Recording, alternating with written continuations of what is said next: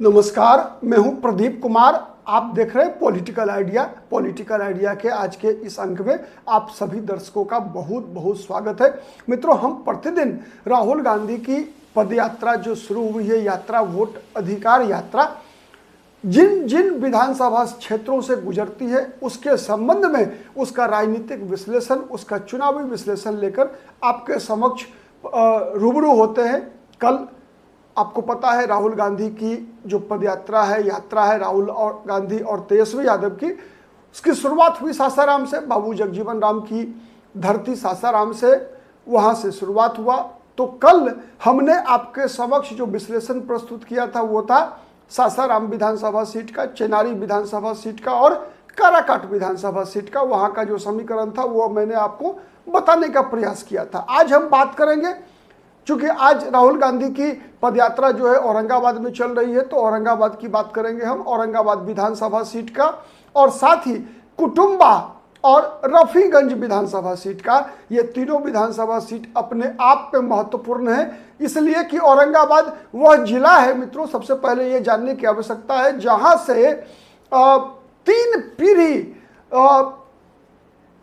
कि जो एक तरह से मैं क्या कहूँ उसे चित्तौड़गढ़ भी कहा जाता है औरंगाबाद को, चूंकि यहाँ से आज़ादी के बाद बिहार के पहले उप मुख्यमंत्री बाबू अनुग्रह नारायण सिंह का ये जिला है। उसके बाद अनुग्रह बाबू तो खुद मुख्यमंत्री नहीं बन पाए, लेकिन उनके पुत्र सत्येंद्र नारायण सिंह छोटे साहब मुख्यमंत्री बने बिहार के। उसके बाद उन्हीं के पुत्र निखिल कुमार औरंगाबाद के भी सांसद रहे, फिर राज्यपाल भी रहे, गवर्नर रहे नागालैंड के और केरल के। निखिल कुमार की पत्नी श्यामा सिंह भी सांसद रही। तो एक लंबा राजनीतिक इतिहास रहा है, जिस कारण से उस क्षेत्र को जो है चित्तौड़गढ़ कहा गया। तो आज हम बात करेंगे औरंगाबाद विधानसभा सीट की।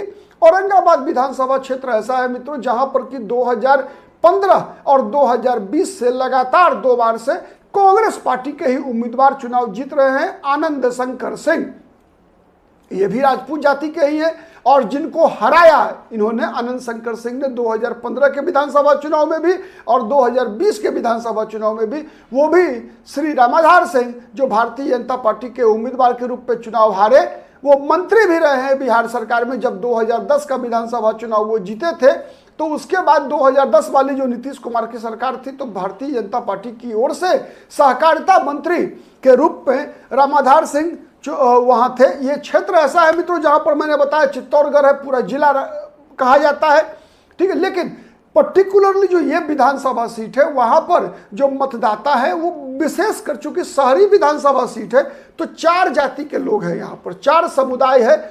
जिसने इस 4 में से 2 को साध लिया, समझिए कि वो चुनाव में मजबूत स्थिति में होगा। राजपूत, मुसलमान, कुशवाहा और वैश्य। राजपूत, मुसलमान, कुशवाहा और वैश्य, ये 4 जाति के लोग पहले, दूसरे, तीसरे, चौथे नंबर पर आते हैं। फिर यादव जाति के लोग हैं और अन्य जातियों के लोग हैं। चूंकि शहर का विधानसभा सीट है, तो शहर में प्रायः देखेंगे कि जो जातिगत समीकरण होता है वो मिक्स्ड पॉपुलेशन होता है शहर में। तो यहाँ पर जैसा मैंने बताया कि 1990 में कांग्रेस के बृजमोहन सिंह चुनाव जीते थे। 1990 ही वो वर्ष था जब बिहार से कांग्रेस की अंतिम सरकार थी 1990 में, लेकिन 1990 में बृजमोहन सिंह कांग्रेस के टिकट पर जीते थे। लेकिन 1995 और 1995 में इस कांग्रेस के गढ़ को बीजेपी के रामाधार सिंह ने तोड़ दिया, ठीक है। लेकिन फिर 2000 के चुनाव में जो है ये आरजेडी वहां से जीत गई। सुरेश मेहता कुशवाहा जाति के थे, वो चुनाव जीते 2000 में। लेकिन फिर 2005 का दोनों चुनाव, फरवरी का भी और नवंबर का भी, वो रामाधार सिंह ही जीते। 2010 में भी जीते, लेकिन 2015 और 20 का चुनाव वो आनंद शंकर सिंह से हार गए। इस बार भी संभावना ऐसी ही दिख रही है। वैसे बीजेपी से कुछ न कुछ बीजेपी के प्रदेश नेतृत्व से रामाधार सिंह की नाराजगी है। बीच में चर्चा चली कि वो जनसुराज के भी संपर्क में है, प्रशांत किशोर के संपर्क में है। तो क्या होना है खेल कहना मुश्किल है, लेकिन कांग्रेस पार्टी से लगता है कि आनंद शंकर सिंह ही चुनाव लड़ेंगे, ये बात। और वो महागठबंधन में वो सीट कांग्रेस के पास ही रहनी है, इसमें बदलाव होने की कोई संभावना नहीं है। कोई ऐसा समीकरण नहीं दिख रहा है जिससे कि कांग्रेस के बदले महागठबंधन के अन्य दल वहां से चुनाव लड़े। और वही हाल एनडीए में भी है, चूंकि शहर की विधानसभा सीट है, वहां से 99% मानकर चलिए कि बीजेपी के ही उम्मीदवार होंगे। अब रामाधार सिंह होंगे या नहीं होंगे आज कहना मुश्किल है। अब दूसरा विधानसभा सीट है, हम बात करेंगे कुटुंबा मित्रों, ये बहुत ही महत्वपूर्ण सीट है। कुटुंबा से विधायक है वर्तमान में कांग्रेस पार्टी के प्रदेश अध्यक्ष राजेश राम, जिनके बारे में पप्पू यादव ने यदा कदा कहा भी है कि इन्हीं को मुख्यमंत्री के उम्मीदवार के रूप में हम लोग चुनाव लड़े। तो राजेश राम लगातार 2 बार से चुनाव जीतते आ रहे हैं। मतलब जहां जहां आज भी राहुल गांधी की पदयात्रा है कल की तरह ही, ठीक है, ये तीनों विधानसभा सीट ऐसी है जहां पर कि मित्रों महागठबंधन का ही कब्जा है। कल वाला भी तीनों सीट थी और आज वाला भी तीनों सीट, ये 6 विधानसभा सीट पर कांग्रेस का ही, महागठबंधन का ही कब्जा है। ठीक है, तो आज फिर हम बात कर रहे हैं, जैसा मैंने बताया कि शहर औरंगाबाद पर कांग्रेस का कब्जा है, तो कुटुंबा में भी कांग्रेस का ही कब्जा है। उसके कांग्रेस के प्रदेश अध्यक्ष राजेश राम, वहां से चुनाव लड़ना तय है। राजेश राम खुद के भी जीतना है उनको और बिहार में अपने उम्मीदवारों को जिताना है। दोहरा दायित्व है। अब इस दायित्व को कैसे निभाएंगे राजेश राम, ये राजेश बहुत बड़ी चुनौती है। लेकिन जहां तक विधानसभा चुनाव का समीकरण की बात है मित्रों, हम हर विधानसभा सीट पर आपको 1990 से लेकर अब तक का समीकरण बताते हैं, लेकिन कुटुंबा विधानसभा सीट ऐसी है जिसका की अस्तित्व 2009 में आया जब बिहार में पुनर्सीमन हुआ। ठीक है, उससे पहले ये विधानसभा सीट नहीं हुआ करता था, इससे पहले हुआ करता था देव हुआ करता था विधानसभा सीट। ठीक है, जहाँ जो सूर्य मंदिर के लिए विख्यात है, पूरे देश भर में देव का सूर्य मंदिर, छठ में वहाँ लोग अर्घ्य देने जाते हैं। तो वहाँ से देव से इनके पिता राजेश राम के पिता स्वर्गीय दिलकेश्वर राम भी वहाँ से एमएलए हुआ करते थे। 1900 मैं बताऊँ आपको, दिलकेश्वर राम देव से जो है 1980 और 85 में विधायक थे दिलकेश्वर राम, और ये बिहार के स्वास्थ्य मंत्री भी थे और अच्छी प्रतिष्ठा प्राप्त किया था उन्होंने। और जो बिहार के भागवत झा आजाद का नाम आपने सुना होगा, कांग्रेस के मुख्यमंत्री थे, उनके काफी नजदीकी थे। ठीक है, और ईमानदारी के लिए विख्यात थे दिलकेश्वर राम। ठीक है, भागवत झा आजाद के बारे में चर्चा ऐसी हो कही जाती है कि उन दिनों कांग्रेस पार्टी के लोग केवल इसलिए भागवत झा आजाद के खिलाफ पड़ गए और उनको मुख्यमंत्री से हटवा दिया, क्योंकि भागवत झा आजाद जो कांग्रेस के जो विधायक थे कई, राजू सिंह, तपेश्वर सिंह, उनसे जो सहकारिता माफिया हुआ करते थे, सूर्यदेव सिंह धनबाद, चूंकि उस समय में बिहार जो है झारखंड एक था, तो उन्हीं के भागवत झा आजाद के कार्यकाल में ही आपको जानकारी के लिए बताऊं कि सूर्यदेव सिंह को कमर में रस्सा बांधकर धनबाद पुलिस जो है थाना ले गई थी। ठीक है, तो भागवत झा आजाद की प्रतिष्ठा एक कड़क और ईमानदार मुख्यमंत्री के रूप में रही, तो उन्हीं के साथ, उन्हीं के रास्ते पर, उन्हीं के सहयोगी के रूप में दिलकेश्वर राम की प्रतिष्ठा रही। ठीक है, कि ईमानदार कड़क मंत्री के रूप में उन्होंने अपनी अच्छी प्रतिष्ठा बनाई। राज्य मंत्री थे लेकिन फिर भी एक अच्छा प्रतिष्ठा, अच्छा काम किया था उन्होंने। ठीक है, तो ये राजेश राम का रहा है। 2015 में यहाँ पर मित्रों आपको बताएं कि ये कुटुंबा में जब पहली बार जीते थे राजेश राम, 2010 में भी लड़े थे, लेकिन आपको पता है कि 2010 में महागठबंधन नहीं था, कांग्रेस अकेले चुनाव लड़ रही थी, तो राजेश राम तीसरे नंबर पर रहे थे और वहां पर जनता दल यूनाइटेड, नीतीश कुमार का लहर था 2010 में, पता है आपको, नीतीश कुमार का लहर था। आरजेडी को तो टोटल पूरा बिहार में 22 सीट मिला था। ठीक है, कांग्रेस के 4 विधायक जीते थे, तो जनता दल यूनाइटेड के टिकट पर ललन भुइयां, ठीक है, ललन राम भी लिखते हैं, तो वो उन्होंने आरजेडी के सुरेश पासवान को 2010 में हराया था। तीसरे नंबर पर थे राजेश राम। ठीक है, और फिर 2015 में राजेश राम ने चुनाव जीता। राजेश राम ने चुनाव जीतने में सबसे बड़ी भूमिका थी, क्योंकि 2015 में चुनाव में आरजेडी, कांग्रेस पार्टी और नीतीश कुमार तीनों एक साथ थे। ठीक है, और इनके खिलाफ एनडीए के उम्मीदवार के रूप में जीतन राम मांझी के पुत्र संतोष कुमार सुमन चुनाव लड़ रहे थे 2015 में।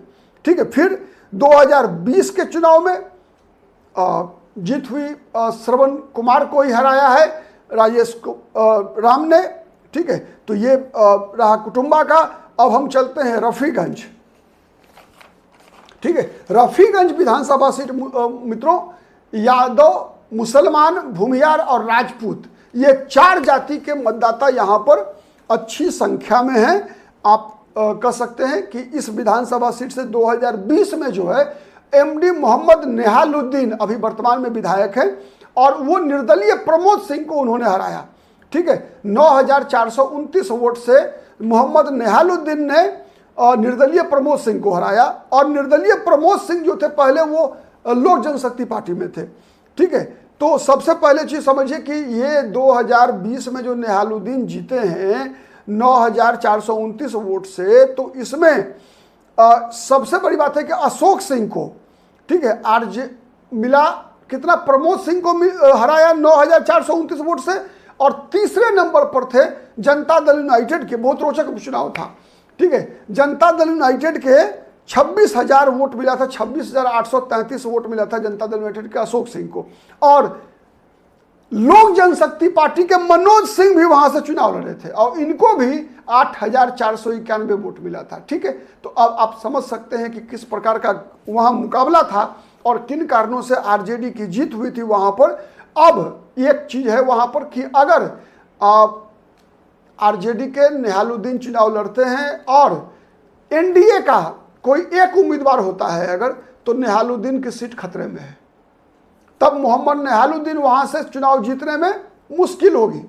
ठीक है, अगर डायरेक्ट फाइट हो गया अगर एनडीए और लोक आरजेडी के बीच, ठीक है, तो मोहम्मद नेहालुद्दीन की सीट खतरे में रहेगी। क्यों मैं कह रहा हूं उसका आगे समझ जाइएगा आप। 2015 में 2020 समझ के 2015 में क्या हुआ था कि यहां पर जेडीयू के अशोक सिंह ने एलजेपी के प्रमोद सिंह को हराया था।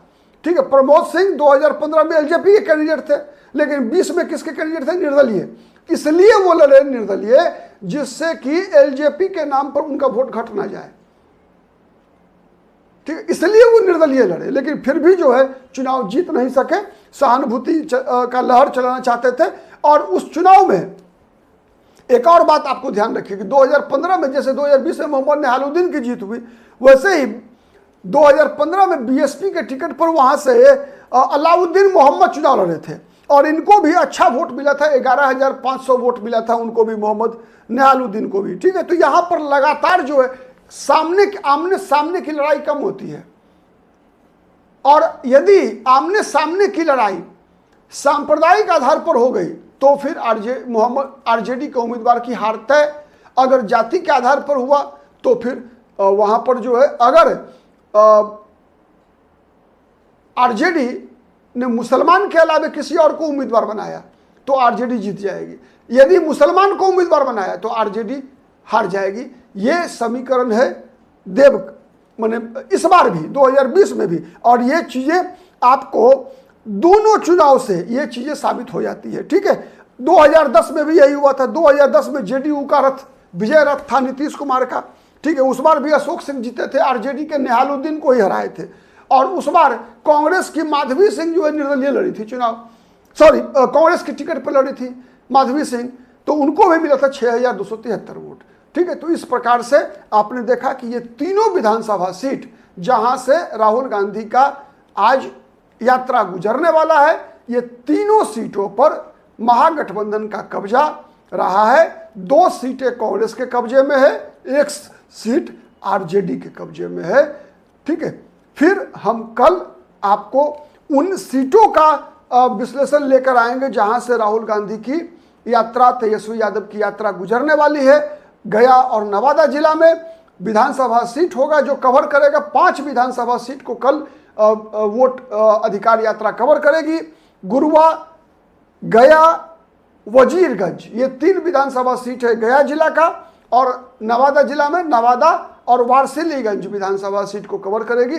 तो हम कल फिर आपसे एक तरह से मुखातिब होंगे, आपके सामने हाजिर होंगे इन 5 विधानसभा सीटों का चुनावी समीकरण लेकर। तब तक के लिए नमस्कार।